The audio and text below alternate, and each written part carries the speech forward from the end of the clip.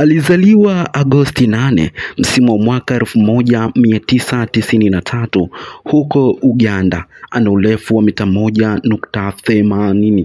Nafasi yake uwanjani anacheza kama defensive midfielder. Ni mtu wa maana kabisa. Mgongoni anavaa jezi nambari 8. Je, unamjua ni nani? Mwamba huyu alibahatika kucheza vilabu mbalimbali kama vile 2009 hadi 2010. Alibahatika kucheza katika klabu ya Jinji, na katika klabu hiyo alibahatika kucheza mechi takriban 34 huku akiingia nyavuni mara 8 tu. 2010 hadi 2012 alibahatika kucheza katika klabu ya Water. 2012 hadi 2013 akabahatika kucheza katika klabu ya Simba, na katika klabu hiyo alicheza mechi takriban 18 huku akiingia nyavuni mara 3.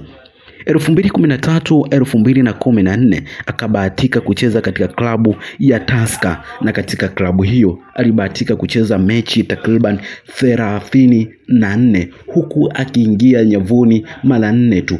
2015 2016 akabahatika kucheza katika klabu ya Gor Mahia, na katika klabu hiyo alicheza mechi takriban 36.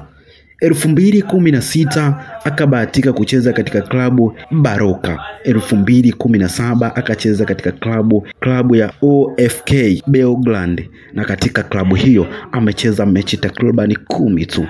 2017 2018 akabahatika kucheza katika klabu ya East Bengali. Msimu wa mwaka 2019 akabahatika kucheza katika klabu Churches Brother mechi 16 tu.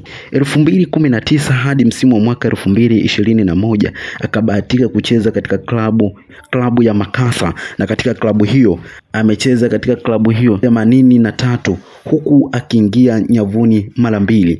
2021 hadi hivi sasa msimu wa mwaka 2025 akajiunga na klabu ya Young Africans yenye makazi yake jijini Dar es Salaam. Lakini pia mwamba huyu amebahatika kucheza katika timu yake ya taifa kuanzia pale msimu wa mwaka 2013. Timu yake ya taifa ya Uganda hakikadiliwa kucheza mechi takriban 68 huku akiingia nyavuni mara 4 tu. Je, unamjua ni nani? Na huyu si mwingine, ni Daktari Aucho. Ni mtu wa maana kabisa. Umecheza vilabu vingi na kuonesha ubora wako. Hiyo ndi maana halisi ya kuitwa daktari. Mimi napenda sana kukuita kiungo wa mpira. Kila lenye mwanzo alikosi kuwa na mwisho. Langu jina ni Razak Mkuruma. Hii ni Simulizi Dhahiri TV. Usisahau kulike, kushare, kucomment na kusubscribe ili uwe wa kwanza kujipatia nyakara zako za kimichezo na taarifa mbalimbali.